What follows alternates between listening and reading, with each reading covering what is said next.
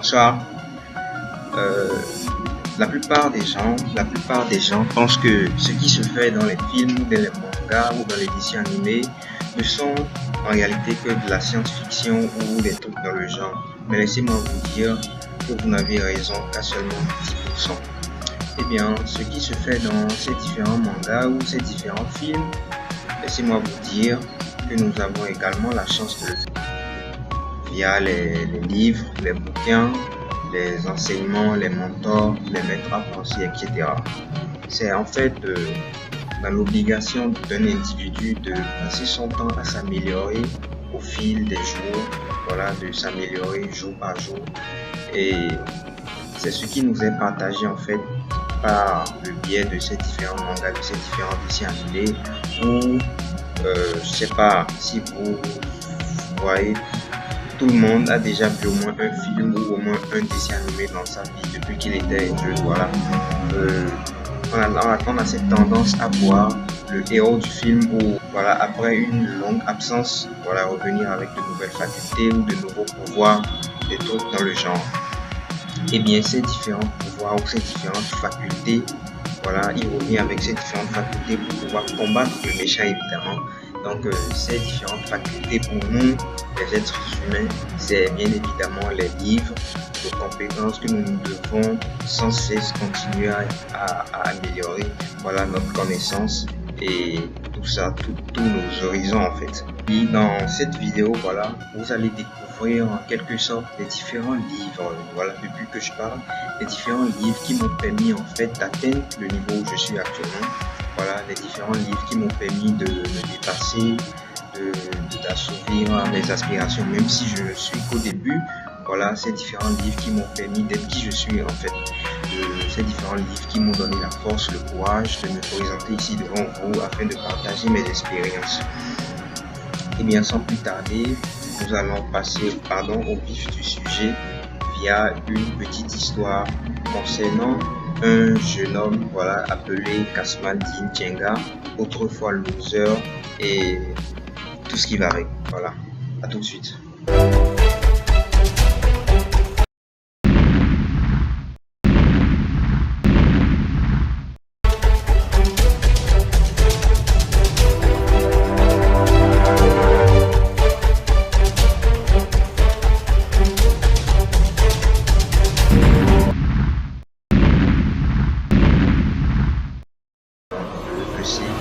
Il s'agit de moi, Kasmaldeen Djenga.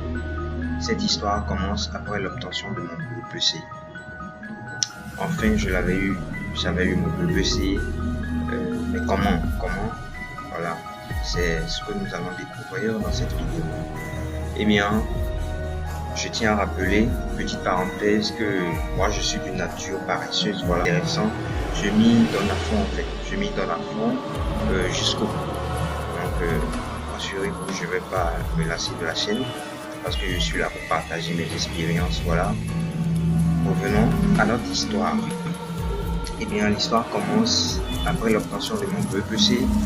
Je l'ai eu dans un collège, voilà, un collège catholique, comme tous les autres collèges.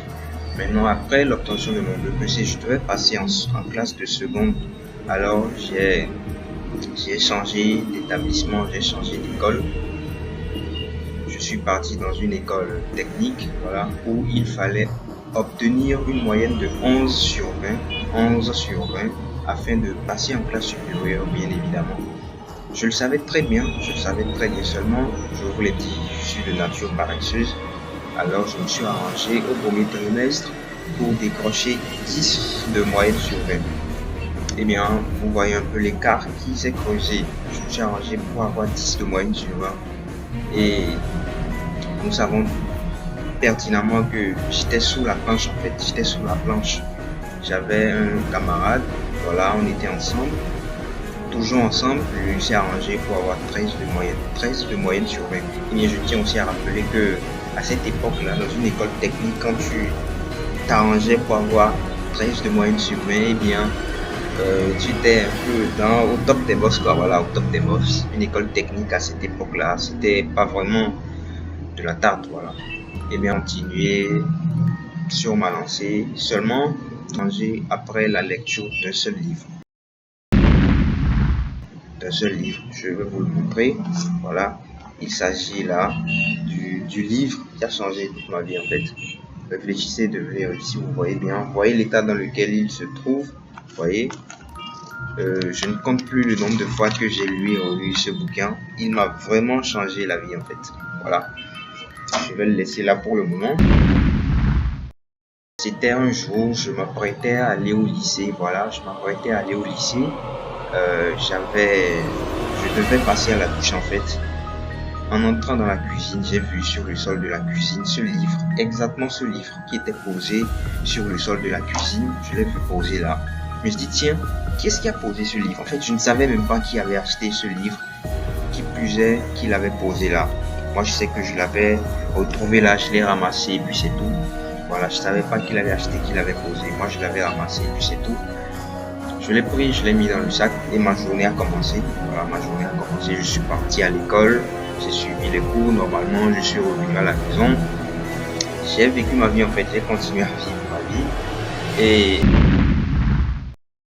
2 jours plus tard, j'étais en cours quand on est venu, l'administration voilà, est venue nous a annoncé que le prof qui devait continuer, l'heure ne sera pas là. Du coup, on avait 2 heures creuses devant nous. Je me suis dit pourquoi pas, je vais commencer à lire ce livre. Je vais voir de quoi il est question en fait. Réfléchissez, devenez riche. Il suffit juste de réfléchir un peu, de devenir riche. Je sais que j'étais pas bête, voilà, j'étais plus ou moins intelligent, donc il me suffisait un peu de réfléchir et puis le tour était joué. Voilà, c'est ce que je me disais à cette époque-là parce que le développement personnel, le dépassement de soi, l'estime de soi, la confiance en soi, tout ça c'était en fait du charbière pour moi. Je savais simplement que le matin il fallait se lever, aller en cours, voilà, revenir, manger, se distraire, puis dormir, c'est parti pour le lendemain, voilà.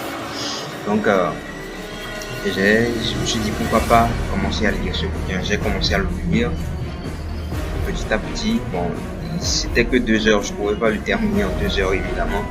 Alors le cours a continué après les 2 heures creuses. Voilà, j'ai arrêté. Aussitôt revenu à la maison, j'ai continué. Voilà, j'ai continué à le lire.